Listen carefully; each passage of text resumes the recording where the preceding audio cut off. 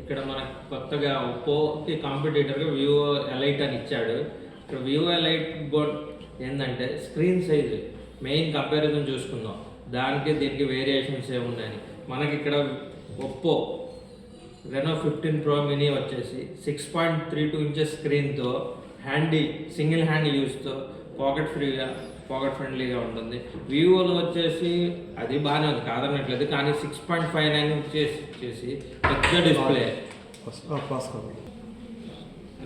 Sir ఇంకొక point వచ్చేసి Renault 15 Pro మినీలో 200 మెగాపిక్సెల్తో main camera ఇస్తున్నాడు. ఇక్కడ వివో V70 ఎలైట్లో వచ్చేసి ఓన్లీ 50 మెగాపిక్సెల్.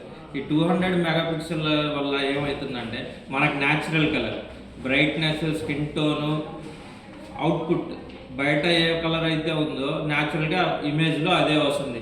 వివో V70 ఎలైట్లో ఇది లేదు.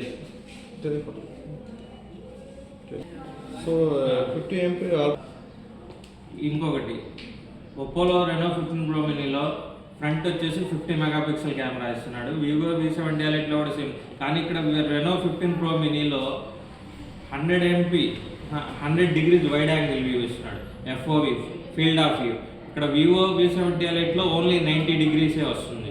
ఈ 10 degrees వేరియేషన్ వల్ల రెనోలో ఏమవుతుందంటే కొంచెం ఎక్కువ స్పేస్ కవర్ అవుతుంది. వివోలో వచ్చేసి 3 స్పేస్ కవర్ చేస్తే ఇక్కడ 4.